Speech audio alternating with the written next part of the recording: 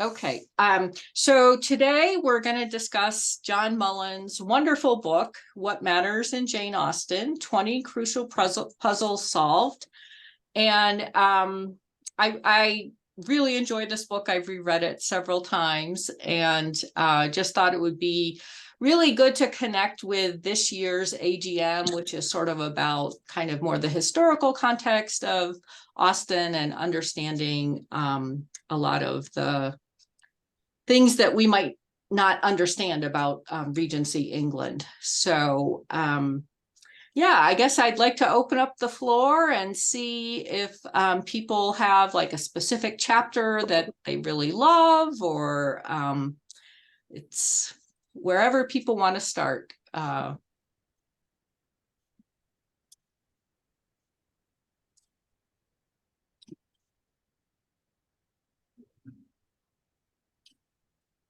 Francis, yeah. I think you can tell from the structure of the book and the way that he reuses the same examples that he's written each of the chapters separately and treated them sort of like as their own separate essays. So you get a bit, you're like, oh yeah, he's mentioned this bit already, and you're like, no, but also like he's using the same things to show different points, which quite good. I kind of wanted there to be a conclusion though, but potentially the how experimental a novelist is Jane Austen, some people would consider to be a conclusion, because it's kind of a wrap up going, here's how awesome she is. But I think I would have liked a bit more of a conclusion. Actually. Okay. Anyone else feel like they wanted like maybe a bow on the book? No. Taking my argument with Francis to a third region, no, I think what he's done here is great. And to take our argument again in another way, some of these points may be in other books and so forth, but the way he has it in these chapters, and I just think it's wonderful. But I will go to a specific thing. The first time I read it, I often don't remember the first time I read something. First time I read it, I got to the point where he said, Georgiana doesn't speak. Wait, no, that can't be right. I run to my copy of Pride and Prejudice. Wait, okay, she doesn't speak here. Okay, wait, she doesn't speak here. And surely she speaks here. No, she doesn't speak here either. The power of the movies and adaptations. I agree that chapter, like who speaks or who doesn't speak, I think really to me was also like the one that was really like kind of blew my mind. Especially Benwick was the one that I thought like, surely he speaks because they're talking about him all the time. Anyone else feel that way about that chapter? I think it'd make a good trivia question for people who haven't read this book. Yeah. And then where he talks about the people who only speak once, including Mrs. Bates, and thinking how like in the 2009 adaptation, she doesn't talk the whole movie. And then at the very end, when baby Weston is born, she starts talking. And it's funny that that movie came out before, or that adaptation came out before this book, but someone else had noticed that she doesn't really speak in the book.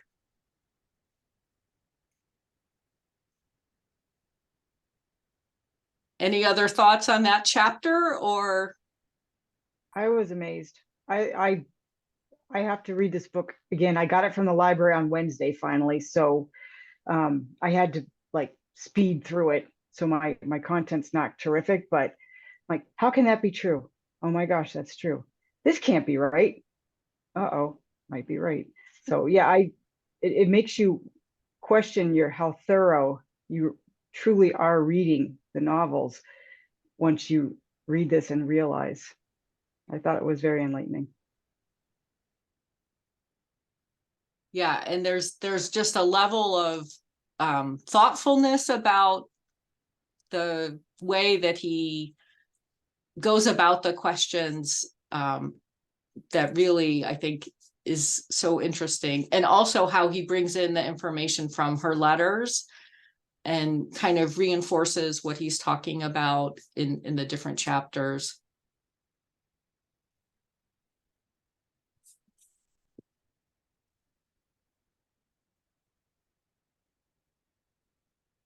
Anyone else have a chapter they'd like to talk about? I like the first one because I have often thought, seeing the movies, like they have somebody who's supposed to be 35 and they have a 60-year-old playing the part, or a lot of those. Now, I think the Sense and Sensibility, the second one is what I call it, after the modern era, but that he really did try to get young people to play the parts. But most of the time I'm thinking they get too old of actors. And I really don't blame Emma Thompson, because she always wanted to play that role and nobody ever did it. So then she produced her own movie so she could do it. And yeah, it is amazing how young Eleanor is in the book, and yet how mature she is. Yeah. Francis? I like what he said about Marianne, that when she marries Colonel Brandon, you can see how much she's aged through her trials. And yeah, you can see that about Eleanor, that it is more surprising that she's so young, because she's always been the mature one. And that's a really interesting thing between the sisters. One other thing that he said in that chapter was that most women in that period got married between the ages of 23 and 24, but the way that it's talked about in the books, that seems like you're on the shelf almost. But then we have, Jane Bennett's 22 and no one's too worried about her. But then he also brings in Anne Elliot, and when she was 22, Lady Russell was like, you should probably marry Charles Musgrove. This might be your last chance. So it's really interesting how the ideas about age are a little flexible maybe, and that what might be the accepted norm, that people should marry so young, but they're not actually marrying till a couple of years later. And now Kirk is going to argue against me, I'm pretty sure, because we argue about this book. No, I'm actually going to go in a completely different direction and talk about chapter 7, the weather. Let me just say one more thing about age. So Sure. The thing I was thinking about in that chapter is we never know how old Mary Crawford is. And I've seen I can't remember who said what if Mary Crawford is actually older than her brother, and is kind of on the shelf, and kind of does need to find a husband. I just think it's really interesting that in so many of the other novels, we know everyone's age, but we really don't know her age. And we only know of Henry that he's over 21. So both of them are kind of this unknown quantity. So anyway, that's my little Mansfield Park question. So chapter 7 about the weather, we started the meeting, as people do, talking about the weather and so forth. And you take the weather for granted, except for the one scene in Emma where, in July, where it's gloomy and doomy, and, she's just suffered, trauma and so forth. So there's that bad day. But the rest, I wouldn't know. It wouldn't have never sunk into me whether this scene or that scene or some other scene. But he spells it out very nicely, and as someone who likes weather, follows weather, I'm particularly glad that he spent the time with it. So I joke about the title. Are these really critical puzzles? No, but they're very interesting puzzles to us Janeites. First time readers don't care anything, but third, fourth, whatever number you're on, they're all very interesting. Thank you.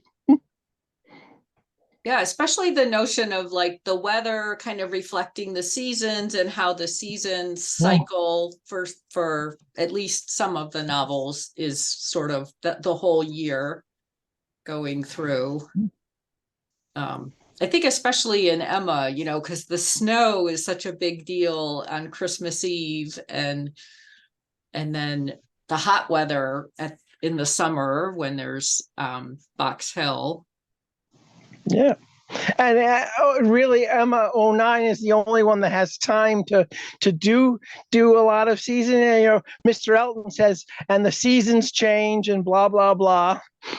And you sort of see the people and the leaves going and so forth. It's great.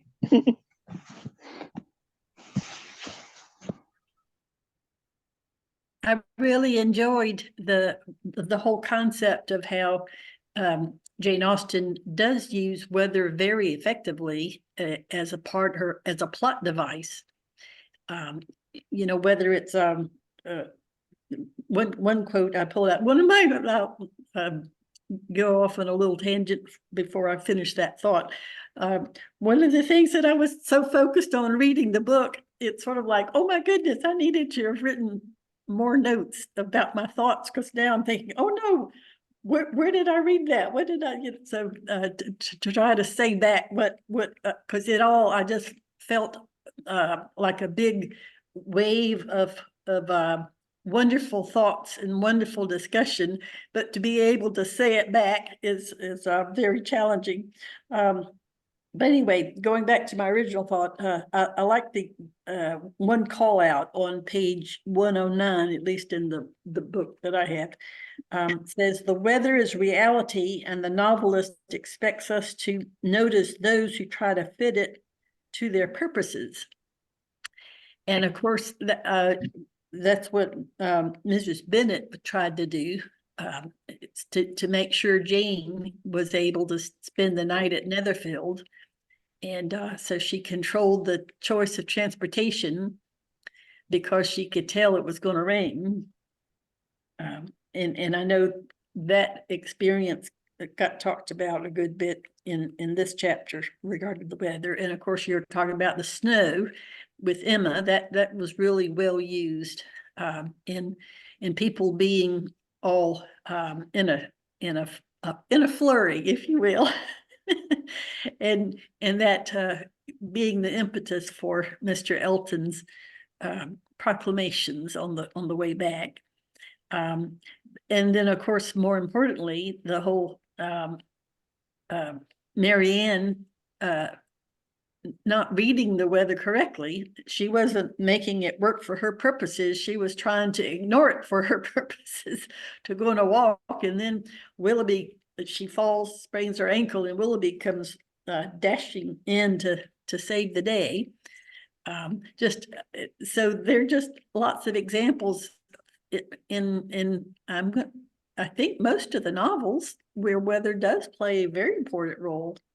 So I thought that was really fascinating. And I just love how John Mullan has these wonderful questions and thoughts, and just goes into, I'm just thinking, I wonder how many times he's read all the novels, because every time you get one thought, I'm thinking, well, you've got to read everything again just to find what you're looking for. But he probably has some special search engine devices that he uses for some of this stuff. But anyway, it will really create more enjoyment the next time I read any of them, to be reminded of, oh yeah, that's where John Mullan talked about weather. Or, oh yeah, that's where, that'll spark extra layers of insight that I really will enjoy, as I know we all will. Yeah, I think it's like he's pointing out things that really bring into more clarity just how genius Austen is as a writer. Yeah, And I wonder if she had an almanac by her side. Has anyone read anything that to the effect that Jane Austen made use of research items like an almanac? I think that so Chapman, like her first editor, said that she had almanacs and she had road books to like know the exact measurements of, you know, how many miles it is between Bath and Bristol or things like that. But yeah, he argued for specific calendars for specific years that she used.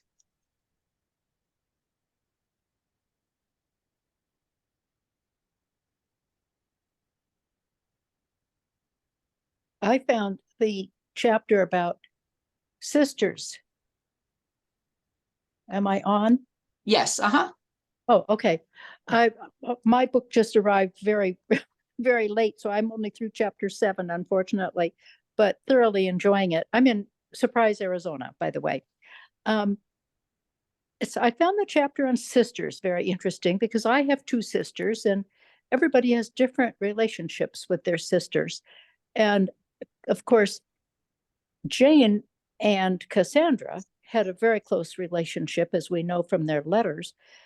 And so in Pride and Prejudice, of course, Elizabeth and Jane also have this very close relationship where they confide in each other in their bedrooms. And that's the only place where they can really be alone and share their confidences. But I found it interesting. I'd never thought about really the relationships of the other sisters in other books, all the various, like the Steeles. You know, they'd be competing or just very different, but you know, there's nobody else who was really close like Elizabeth and Jane.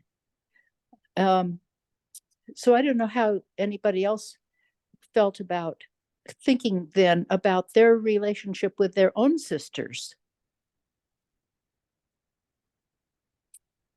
If that sparked any other kind of thoughts about relationships with sisters. I have a younger sister who's much like Lady Catherine. Oh dear.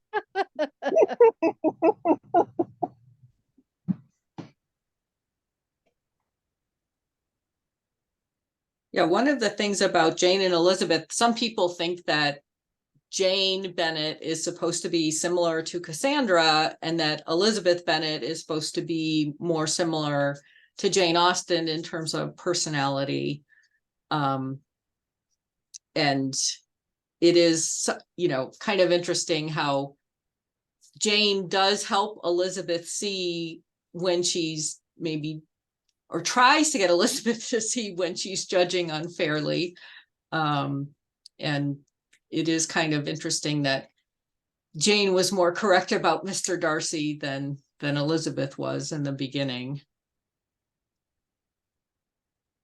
I also like the relationship with Eleanor and Marianne because they were very opposite in exact personalities, but they still seemed to be close in regard for each other and so on. It was just interesting. 2 different sisters and not close in some ways, but still very much attached to each other.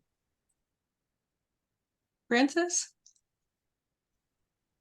I liked the comparison that he was making between the Jane and Lizzie friendship and the Kitty and Lydia friendship, because Jane and Lizzie don't have power over each other. They might influence each other, but they're probably trying to influence each other to be better. You know, Jane's like, you know, maybe not think so badly of people, and Lizzie's like, maybe think a little badly of people. Sometimes they deserve it. Whereas Kitty and Lydia is an entirely different dynamic. And it's so interesting because Kitty's actually the older one, but she follows Lydia around and is highly led by Lydia. And he makes note that she's very carefully kept from Lydia's influence once Lydia is married and then becomes a better person because she's away from that bad influence. I also really like that he talked about the Bingley sisters. like we don't really think about it. He's like, you can tell they have prearranged this. Like Mrs. Hurst is going to come in to interrupt, or they've already rehearsed this conversation that they're going to have in front of the boys. And that hadn't thought about that. That is fantastic because I bet he's right.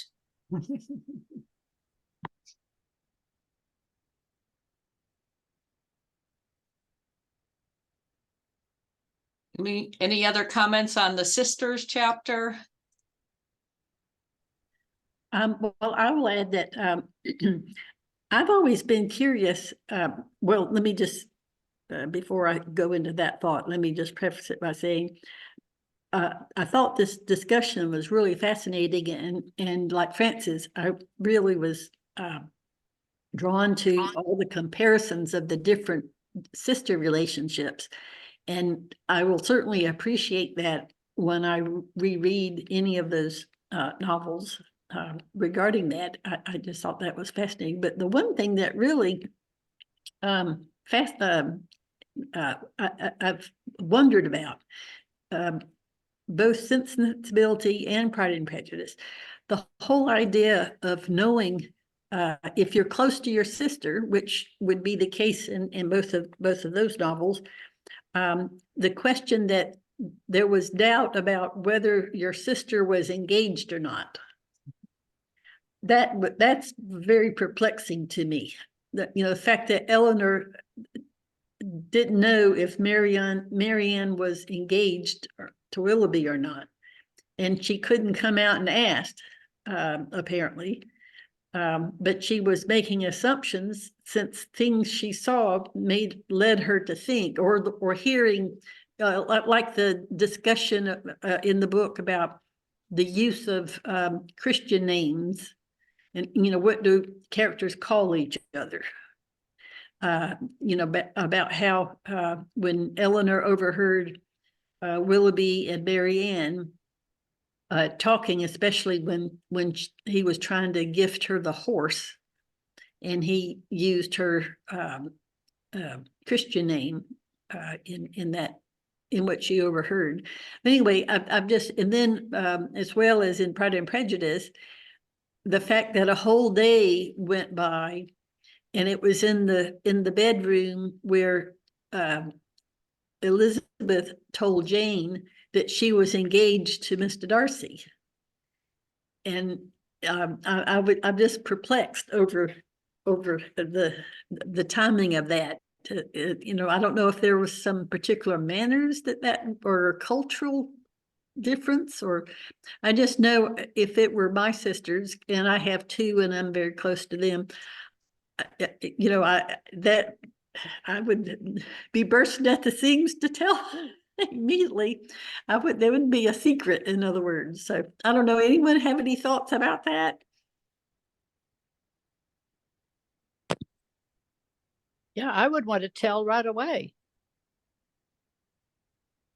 It seems like part of that is sort of the sense that the heroine has to be independent in making her choice about, you know, like usually there's no mother, or there's an incompetent mother, because the heroine has to sort of like make her own choice in life.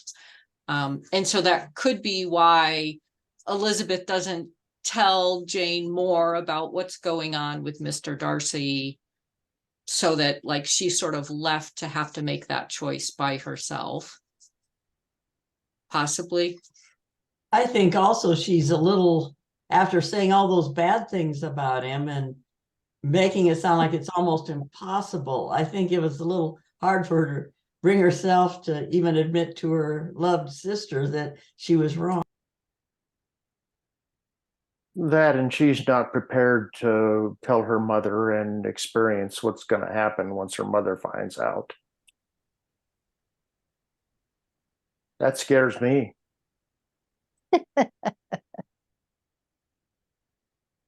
And the family doesn't know what he did for them. And so she's going to take a lot of abuse, and she's not really free to share that information. Yeah, maybe it's also a problem that she has to spend some time thinking about. what she learned from Darcy's letter and how much she can tell and how much she can't. She needs to kind of like prep herself to weave a story that will make sense to her family, but not divulge beyond that line. There's also, it got complicated. She's excited, but it also became a burden because of all these things that you all were pointing out. Am I remembering correctly, going back to sensibility, didn't Eleanor discuss with her own mother whether or not Marianne was engaged? And so even the fact that the mother wouldn't have known, that I guess perplexes me even more in that setting than the Pride and Prejudice example. It just is and perhaps it's a part of the plot device that's just the way the story had to unfold, and it couldn't have been talked about otherwise. It would have slowed down or quickened the pace of the plot device. Maybe that was a motivation with it as well. I don't know. I don't know if anyone had any thoughts about the cultural part of, if there was a cultural influence that we were seeing there. I don't remember reading anything about that, but I just thought that was curious. I think there was like a cultural expectation of not interfering in other people's business. So like when Mr. Knightley is going to ask Emma about Frank Churchill and Jane Fairfax, he's worried that it'll be seen as interference. And I know Eleanor uses that same word of interference when she thinks about talking to Marianne about whether she's engaged or not. And we already know that Marianne's very prickly about anything that Eleanor says to her that she feels is critical. So I think there was sort of this cultural expectation of kind of mind your own business and don't interfere in other people's lives, which Emma obviously did not listen to, but there is that sense. So it's probably partially plot device and partially a sort of cultural norm.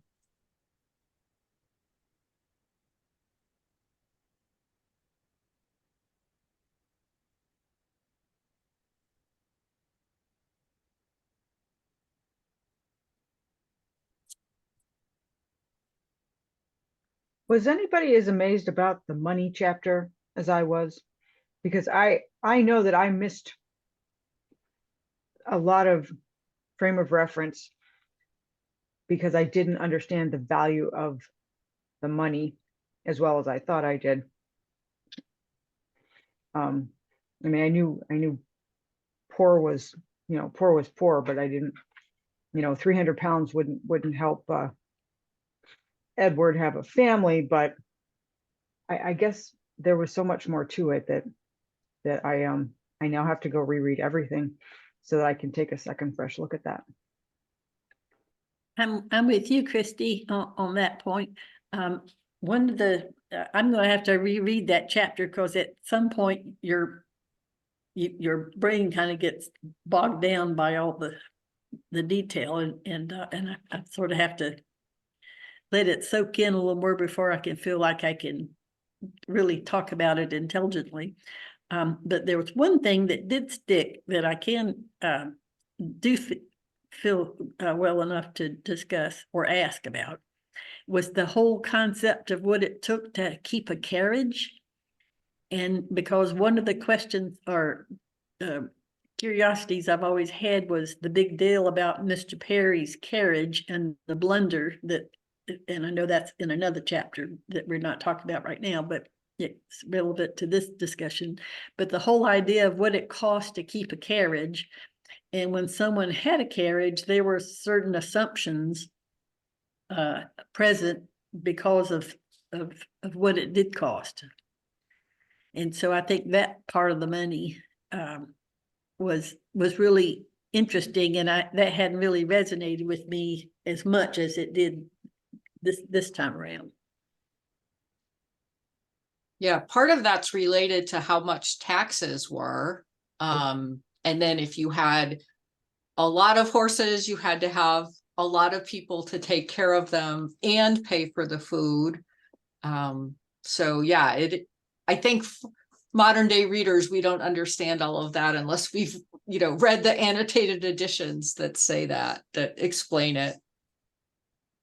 Francis? I watched a video by some professor at Southampton University that was years ago. He broke some of that down. He said a family of 4 could live very comfortably on 500 pounds a year back then. Clothing, food, carriage, 500 pounds a year, he said, was what it would take for a family of 4 to live comfortably. I don't think they could have carriage horses, though. They might have like their own carriage and be able to rent horses, but they couldn't keep their own for 500. And I think the whole point of the insensibility, their family of 4 and they have 500, and it's a bit of a struggle. It's not like a huge one. Like we see it more in the adaptations, I think. Yeah, but they do not have enough money for a carriage. And in this, I think he quotes 600 or 800. I've seen different figures, some saying 600, some saying 8, some saying 1,000, before you have enough to justify having a carriage. But back to, was it Betty or Roseanne? Sorry, someone was saying about Dr. Perry. The thing that gets me, yes, money, excellent.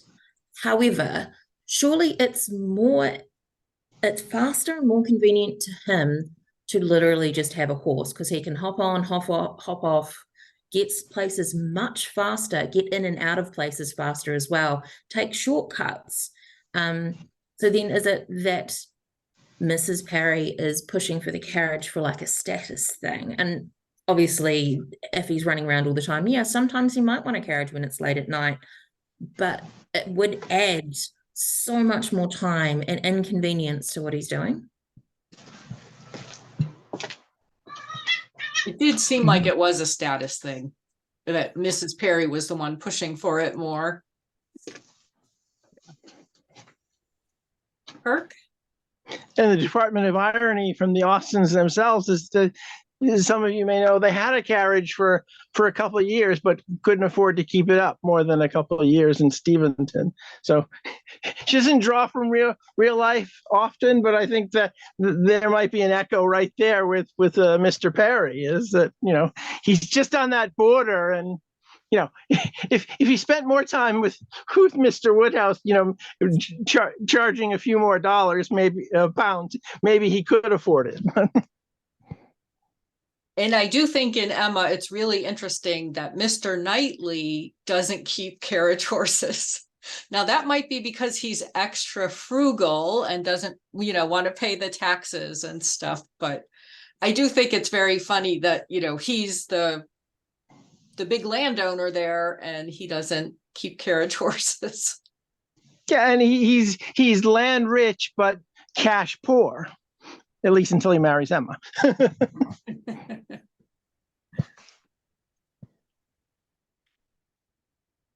I love the line at the end of Sense and Sensibility where Eleanor and Edward know that they'll have 350 pounds a year.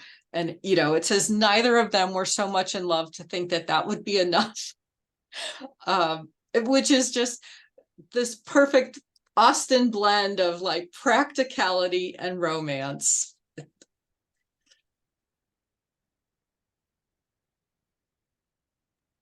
Mrs. Norris is meaner than ever.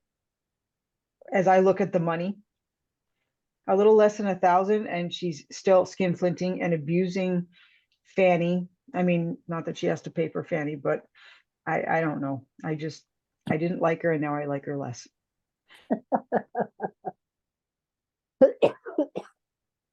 Yeah, it's like for Austen, money is a necessary thing, but if you love it too much, you are damned in, you know, the way that she tells your character in the story.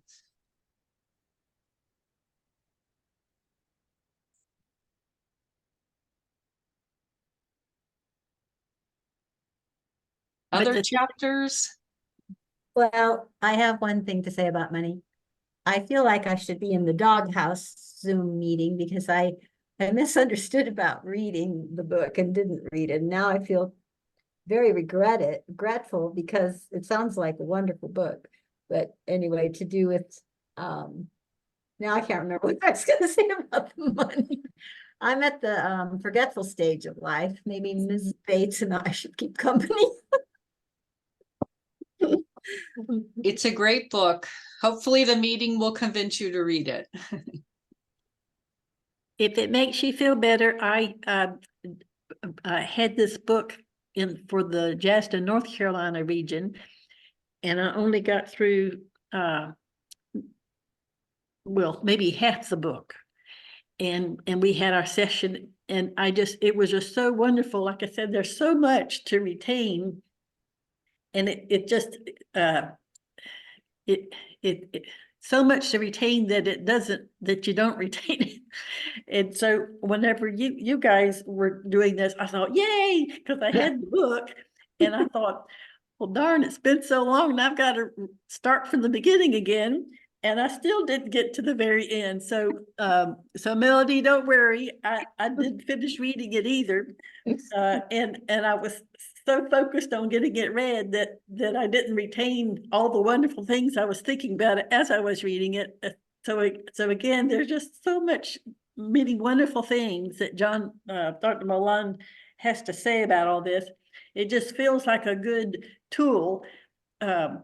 So that whenever you're reading, and even if you're reading an annotated version of the novel, I feel like this too lets the annotated versions go even deeper. And because you'll come across something that will spark a question that will go along with one of the 20 questions that he asks in this, and it'll just add so much more depth. Because I kept thinking, oh boy, I better read the books again. Oh, I better watch all the movies again.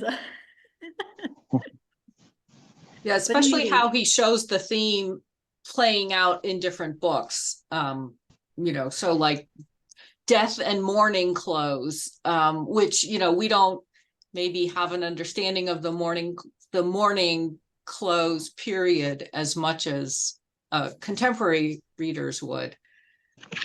So even thinking about that, like that other people would be visualizing, oh, Mr. Elliot, you know, there's a little bit of comments about him having crepe around his hat, but yeah, Frank Churchill would probably be in mourning clothes when he was making all these funny comments about Jane Fairfax once they were engaged. And Christy? I think Kirk had his hand up first, to be honest with you. Oh, Let me you see. showed mine. up first on my. No, I didn't. No, I just put mine in. Go ahead, Christy.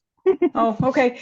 So this may be because I was blasting through the book so fast, having just got it from the library on Wednesday, but why does everybody know how much money everybody has? That seems weird. Well, what are that there's some detail about all that. I again can't rattle it all off. But he does go into that. I think it has a lot to do with people just know about it. There's more than one way for that kind of information to become public or to become known. And He as a talks about result, that marriage settlements were public, right? And that lawyers didn't have to care about privacy. as well as servants. And probably there were some ways of guessing, you know, based on maybe how big the property was. And I think if at that time, like if you had a park, so Mansfield Park or some of the other places that have parks, like that having that degree of space usually meant like lots of money. Like more than 2,000, more like 4,000 or 6,000 to have the space for a park. Yeah, marriage settlements, I think, was also another way that people would know. Kirk? And those the wacky Georgians, they put all that information out there, unlike those Victorians, all buttoned up. But for those of you who haven't finished, I would direct you to chapter 19. When does Jane Austen directly speak to the reader? It's sort of a fun thing to think about, particularly in light of all the criticism that Persuasion 2022 got for breaking the fourth wall. I'm not as critical on that element as changing Anne Elliot as such, but it's interesting to compare Austen to, say, someone like Trollope, who is in your face the whole time. Now, he's funny, and his insertions are interesting, but I get to the point with Trollope, stop talking to me. Really, I don't need to hear from you. I want to finish the plot. I'm here for the plot. I'm not here for you. Whereas, Austen sort of at the end says, well, my Fanny will be happy and she'll get married and so forth. And that's it. And, of course, the famous passage, I don't know if he actually mentions it or not, but the famous passage in Northanger Abbey about, I'm a novelist. I love that.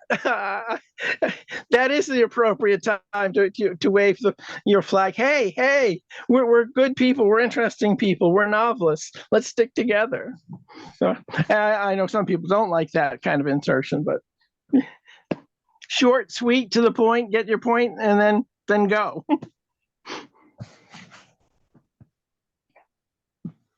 Yeah, especially in the final chapters when she's kind of wrapping things up, she'll insert herself more into that chapter.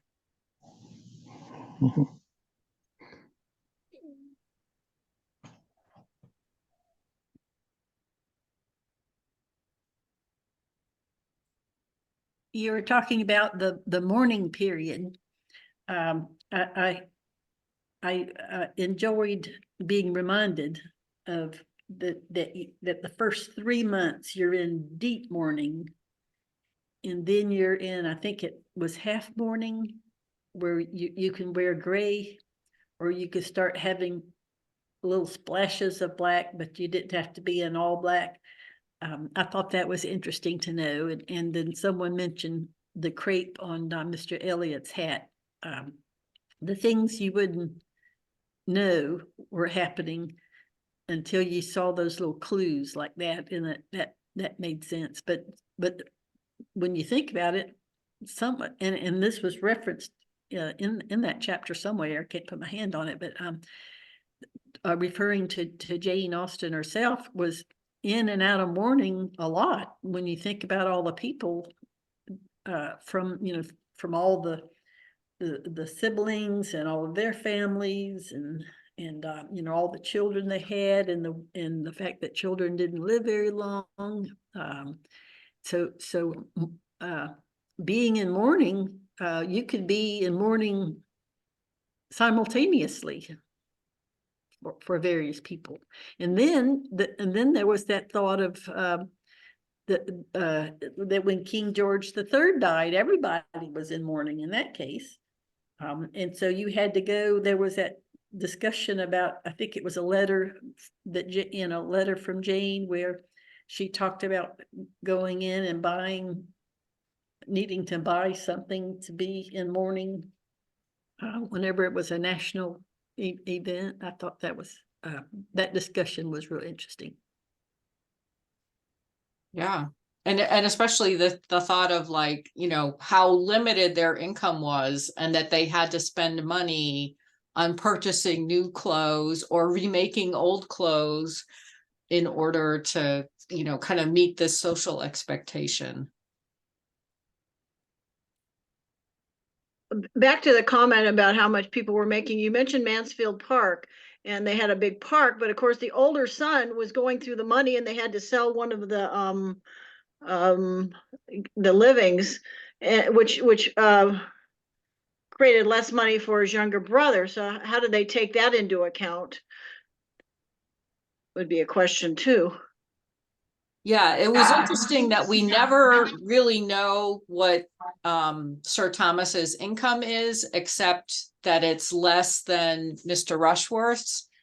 So I think that's another one where we don't kind of fully know the answer to that question.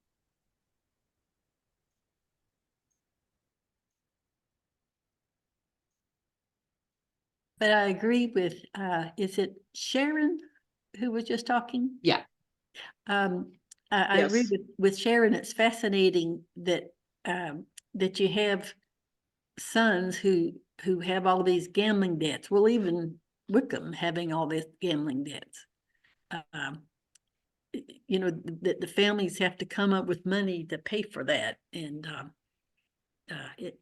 just the idea that I think it was just a part of the culture that it was socially acceptable. Well, actually, when you think about the chapter about is there any sex in Jane Austen?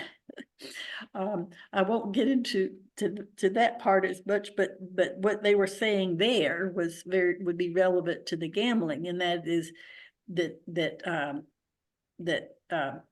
leisure time and not having to be employed caused bad habits to be acceptable. And it just sort of like was like we would be appalled by it, but it's sort of like it seemed, even though it was embarrassing, it was still, it seemed like it was more normal, I think. Especially for unmarried men, probably. Yeah. One of the things that he said in the beginning, the introduction, that I wanted to bring up and see what people thought about this. One of the special delights of reading Jane Austen is becoming as clever and discerning as the author herself. And I wonder if anyone else, like when they're reading that, feels like, oh, I'm in on this secret with this great author and I get her. Anyone else have that experience?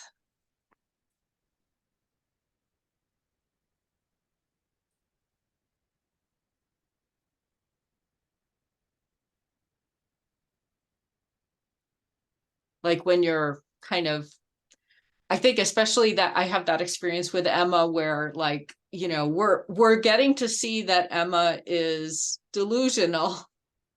And Austen gives us all these hints. And then especially after you've read it the first time and then reread it, you sort of have this sense of like, oh, Emma.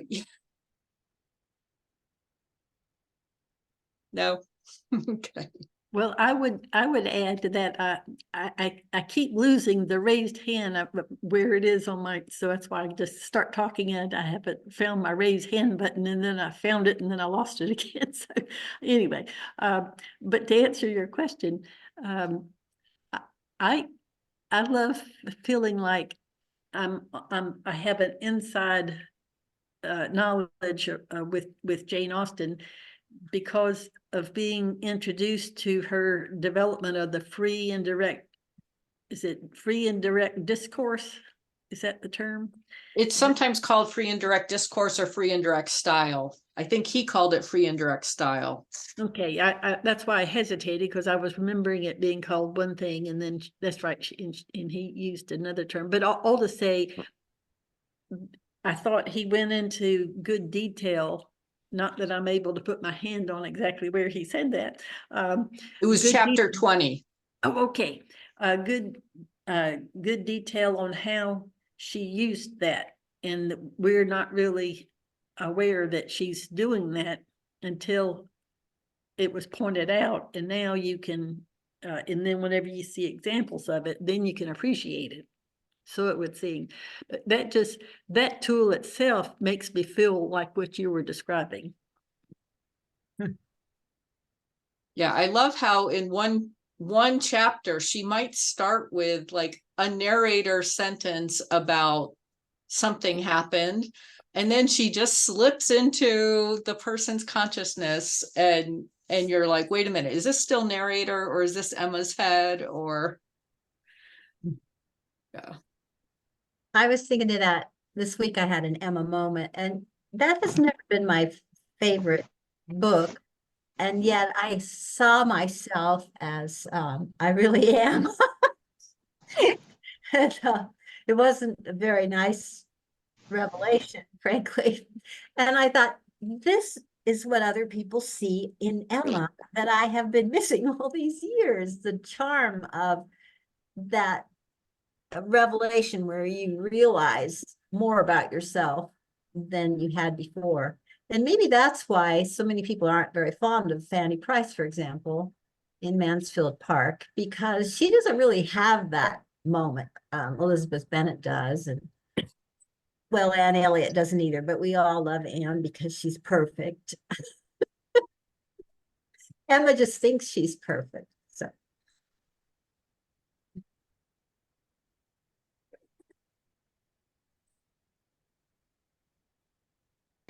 And you mentioning Emma, even Mrs. Elton gets free and direct discourse.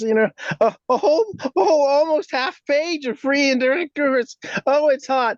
Oh, I love these cherries, or I love these strawberries. Oh, it's hot. I mean, other authors who remain nameless, Dickens, would go on for about 25 pages with the full dialogue.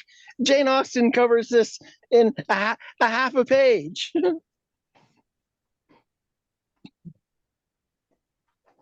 Yeah, occasionally I've seen editors who say that actually is a conversation, and it's not just Mrs. Elton, but I think it's Mrs. Elton, and yeah, her like stream of consciousness just babbling. Mrs. Elton unplugged. Yeah. And, does anyone have any ideas on how she developed that? Because she's attributed with creating that device. Does anyone know, or did I not get to the part that I didn't get to read? Was that talked about? I think that there's some earlier examples that, like, I think Frances Burney maybe had rudimentary examples of it, but it seems that Jane Austen developed free and direct discourse, free and direct style much more,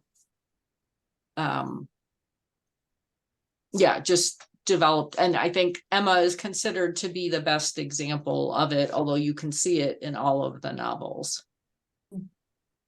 I think she wanted to, it helped her accomplish her goal, and how she thought of it, I don't know, but the goal to let the reader know what the person was thinking. And really that makes, I didn't really think about it when I read, but then I thought, I'm really into this novel. I'm really feeling what the person's feeling. And I think she wanted her reader to do that, and she figured it out. I don't know how. I think it's genius.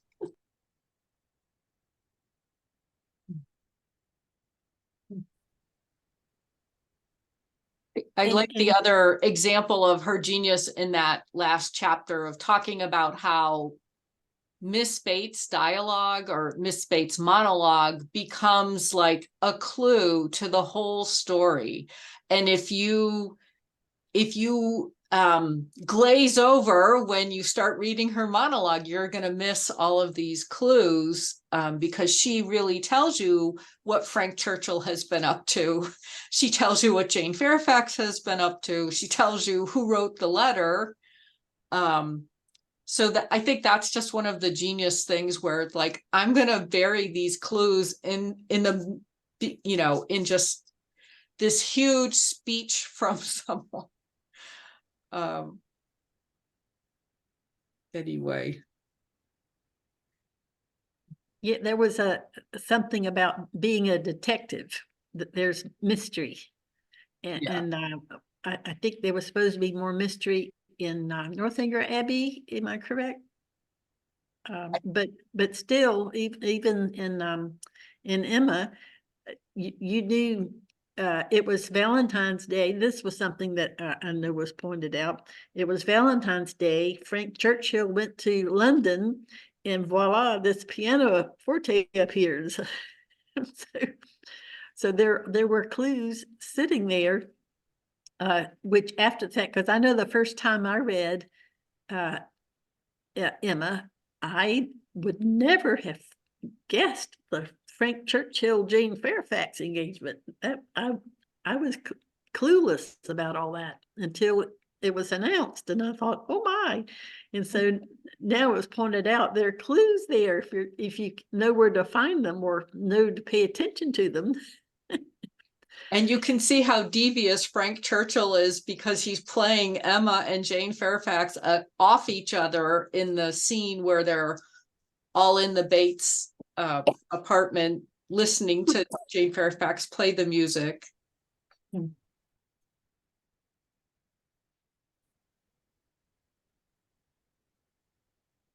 Yeah, deflecting and changing the subject. And they went into good discussion on the chapter about blunder, about how she uses blunder as a how's it written?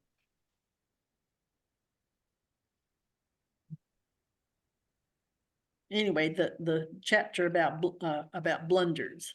Yeah, They that go was into a lot of chapter detail 14.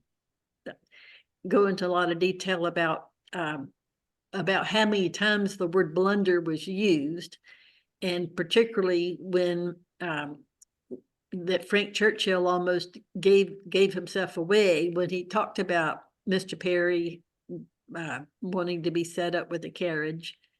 And I didn't, and you know, when I mentioned that earlier, I was thinking of it from this chapter in particular, that I didn't fully understand why that was a blunder for him. What was it that he gave away? So I wasn't connecting that it must have been Jane who said something about the carriage. You know, and so that he almost gave away the secret by having said something about it. But I didn't fully appreciate that. But now it's starting to get clear, but it's taken a while for it all to sort itself out. I guess saying there's so many little ways that you can glean something, and that goes to something that was already said in another part of the book, where if you read and reread, that's why it's so enjoyable to read and reread and rewatch the adaptations, because you're able to pick up on more of those threads as they relate. If you know that they're there, it's sort of like they become Easter eggs almost.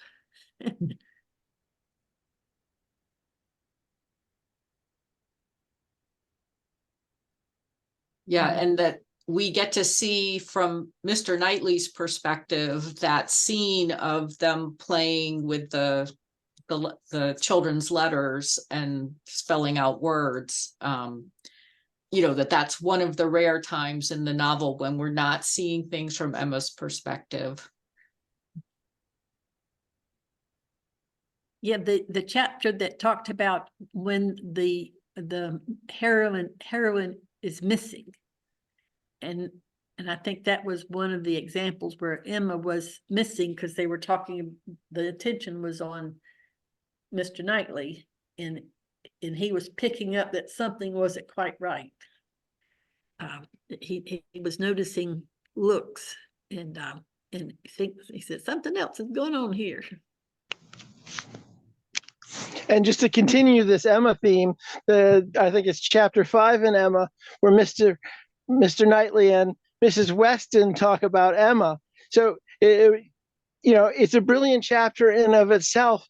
But for those of you in the beginning, hopefully not all of you, but who dislike Emma completely, here's the two people who know her best, telling you yes, she has these flaws, but yes, she also has these good characteristics too. And so don't judge her by a mistaken action here, because these two fine folk think she is good, just with a little modification here and there. Yeah, and Jane Austen highlights her errors, but in a way, I think Miss Weston is right that, you know, she's making errors about Harriet, but she's so kind to her father all the time, every day.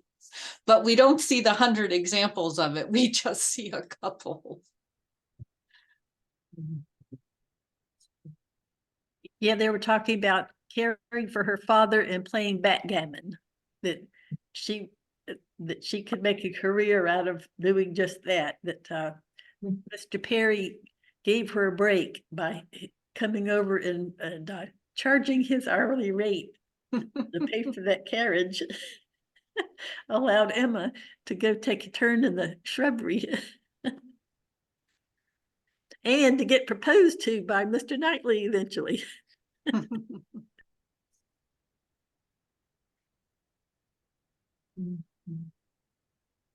Any other chapters we haven't hit on yet? I like the chapter about the illness, and are ill people really to blame for their illnesses? I think that's a neat chapter. Which, if you read her letters, you know, there's just so much in her letters about illness. And I think within her family, there was a sense that possibly her own mother was a bit of a hypochondriac. So it is interesting how, you know, in her novels, there are people that are really ill, and then there are a lot of people who just think they're ill. Are there people who are really ill? Because most of the time, Austen seems to be saying no one's actually sick, they're all just making it up. With the exception that John Mullan refers to as Louisa Musgrove, except he says it's neither imaginary nor self-inflicted, but I would like to argue that it is maybe a little bit self-inflicted. I think he said Mrs. Smith too. And Mrs. Churchill, we all think that she's a hypochondriac, but then she goes and dies. And probably the gouty people actually did have gout. And speaking as a gout sufferer myself, it's very true, and particularly the way they drank in that era. Kirk, are you saying that Mrs. Churchill's tombstone reads, "I told you I was sick"? Yes, and someone's written that or said that. Yes, that thing. I was right. See, I was ill. I really like in Persuasion, Mary and her whole thing, because I think there's people today like that, and I think I've run into them. And you know, you gotta feel sorry me, and I'm sick until something better comes along. It just, to me, it was just, there are people today like that, and it just caught it so perfectly. I love the quote that says, Austen's characters live with the expectation of illness. Yeah, and death, you know, that I think because of the state of medicine, there really was, especially with childbirth, just quite a lot of death that could happen. Tom Bertram did it to himself, but he was truly ill for a while. Mm-hmm. Yeah.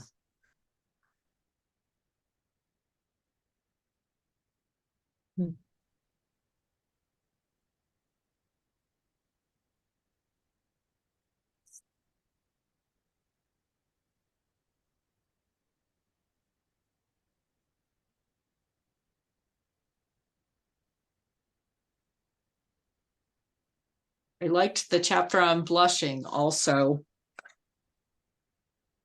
Kind of how the women blush and the men color.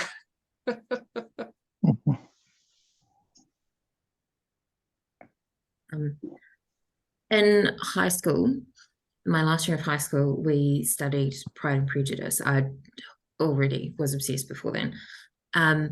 The introduction to that copy of Pride and Prejudice, I will always remember for the quote that a blush is like a mild erection of the head. That apparently Elizabeth blushing is to do with the fact that she's aroused. I mean, that also being like 17 and reading that, very uncomfortable. But I do like how John Mullan talks about that Lizzie and Darcy are kind of, they're like arguing but flirting, and neither of them are kind of realizing that's what's going on, that she's got this attraction to him, but she doesn't want to realize that, so she doesn't realize why she keeps arguing so much with him. And I really like that, because yeah, if you read it from Mr. Darcy's perspective, it does seem like they're just flirting. Like for some reason, flirting is bickering a little bit.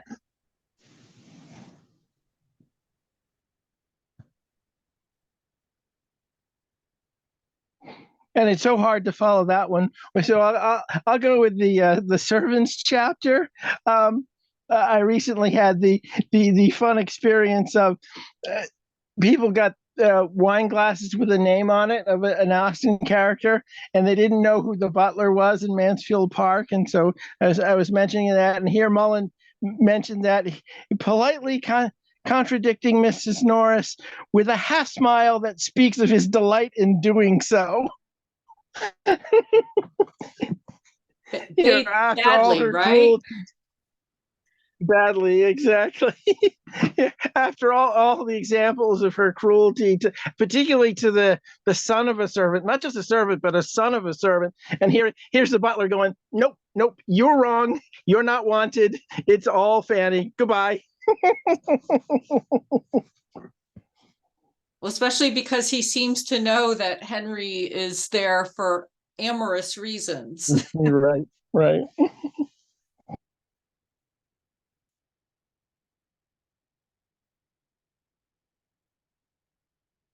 Yeah, I think the servants is sort of a something that most of us don't have experience with. So to kind of understand even like, how they would be in a scene, but like their whole way of being would be sort of self-effacement of,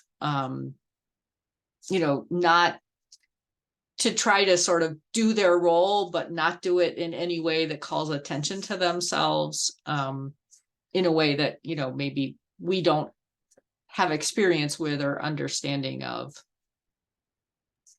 In Northanger Abbey, when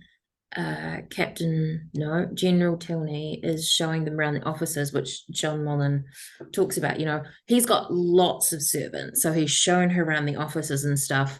That's kind of invading their space in a way. Something about a footman running off because he's not properly dressed or something, like he's invading their break time to show off his wealth and stuff, and that says something about his character. And I mean, this is something that John Mullan talks about, that the way that people treat servants says something about who they are. Mrs. Norris treats servants badly because she's, well, not a very nice person, but also she's unsure of what her status is, so punching down on people makes her feel like she's more powerful, which is, another reason that she wants to keep Fanny in her place. Because if Fanny's got a place and Mrs. Norris has a place, it's higher. Yeah, and General Tilney is just so awful to people, and they just have to take it because I guess I'm sure working there is still, is probably a good place to work, even though he's awful, just in terms of the place being fancy. Yeah, he was going to fire the servant when Catherine Morland ran in, and Catherine said, no, it was all me, which, might give her a hint right there, the fact that he was so willing to fire this person. But anyways. I think that's why I love the Portsmouth scene in New Hampshire so much, is because there's such a sense of like the servants are kind of giving as much as like they're willing to argue it with the their supposed employer in a way that you never see anywhere else. It's just kind of fun to have Portsmouth with so much chaos. Betty? And I finally found my raised hands. So the one thing that came to mind in this chapter was a very practical thing, and that is how you had to really be mindful of how much information you wanted to say in front of the servants, because particularly when Lydia thought she was eloping with Wickham, and then they were so glad that Miss Bennet took to her room, because then her exposure was minimized from the I'm sure Hill was exposed to it, but maybe Hill was more trustworthy, and but even wasn't there some talk about Mrs. Phillips, her sister, may have carried some gossip away as well. So not just the servants, but even relatives could. So, how much reputation damaging information did you want out there? And so, and then there was the discussion about if you were having an affair, Mrs. Rushworth, for example, and Henry Crawford, that was an example given. We're talking about people who are always around and there, and so it's kind of hard to hide things, particularly if you have a deep secret that you don't want made public. Yeah, and you never get to see that much interaction between the servants and the people that they work for. But yeah, and again, part of that may be because it's not dramatic in the sense of like showing something about the story, unless it shows something about the character. I think that's one of the themes from the book that I really took, was how Austen could take almost any theme or concept and make it dramatic. So weather is incorporated and tells the story and shows character. The games that people play show character, and it's really neat just to see like all the different ways that she would weave whatever theme or situation is going on into a way of displaying character or showing one of the themes from the book. I guess for Francis's question about kind of like something that does seem to go through the chapters, I think that's one thing of how, not every chapter, but for a lot of chapters, there's a sense that, in one situation, it might be weather, and another, it might be what game they're playing, and another, what people read and how they talk about reading, but they're all used to sort of dramatize the story or move the story along or show character. So maybe that's one sort of overarching theme that shows up. Yeah, talking about the games, I was reminded how they talked about how Mr. Hurst in Pride and Prejudice was a bit limited. Unless he was playing a game, he didn't have anything else really to contribute. And I thought, well, yeah, that makes sense. That otherwise he's sleeping. Or at least that's how we see him in adaptations. And I'm not quite sure if they come out and say it in the novels. I'm not remembering. But maybe it's implied more. I think there is one thing where, because they're not playing a game, he goes to sleep on the couch. Yeah. And I think the masterpiece for the games has to be the chapter in Mansfield Park, where they're at the parsonage and there's a whist game going on and there's a speculation game going on, and you're sort of seeing all this discussion.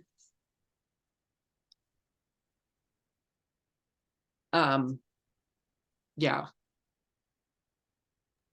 I've And always wondered how the actor that played Hearst in the 95 version of Pride and Prejudice, what his audition looked like. Did he just fall asleep on the sofa and he did the best job of all of them, or what? And he's probably, like, the way that they cast him in that show, he's probably someone that's playing older than probably what he was supposed to be in the book. Because I think in the book, he's supposed to be maybe more fashionable and kind of expensive. Yeah, he's supposed to be fashionable.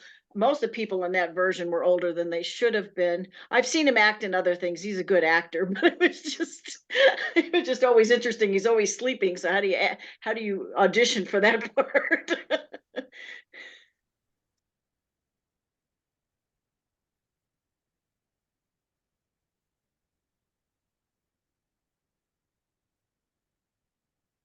Well, I did enjoy the highlighting of all the different games that could be played.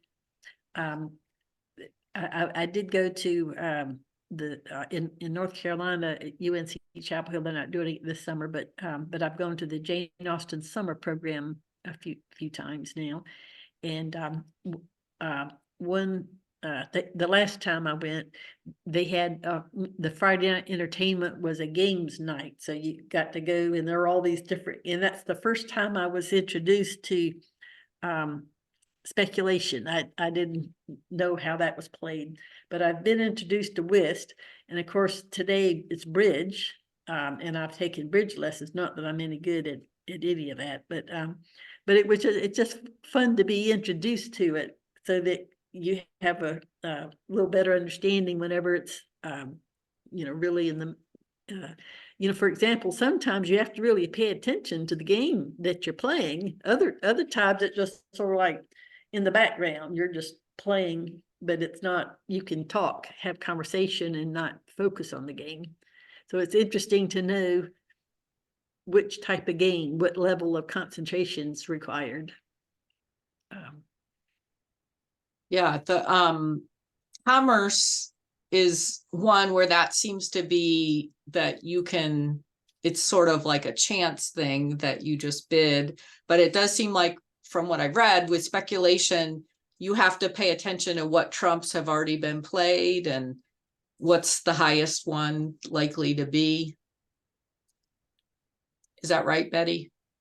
Yes, so I only played that once at that event that I was telling you about, but I did have a sense that you had to focus on what you were doing, and I would imagine whist is like that, but there are other games which I can't really say which is which ones these are, where you don't have to be as focused in order to play. But I keep thinking about then Pride and Prejudice.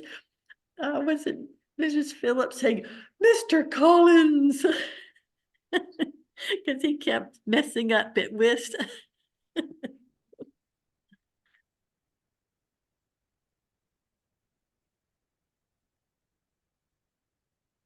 Well, we've got about 5 minutes left. Is there any chapter that we didn't talk about that anybody wants to finish up with?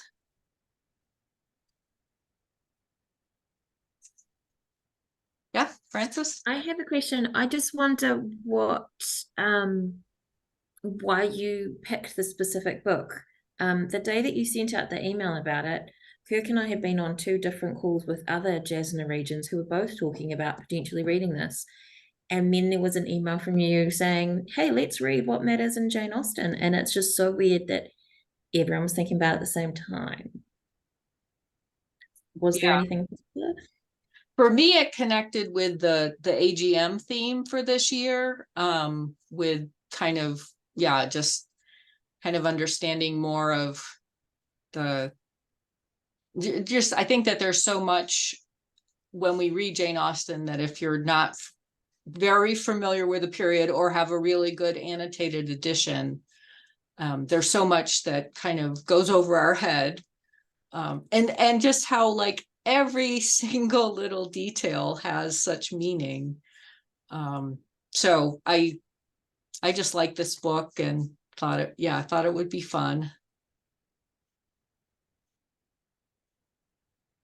And I appreciated the opportunity to give it another go. And I got further along in it this time around than I did the last time. So I am going to just do some self-talk here, said, finish reading the book.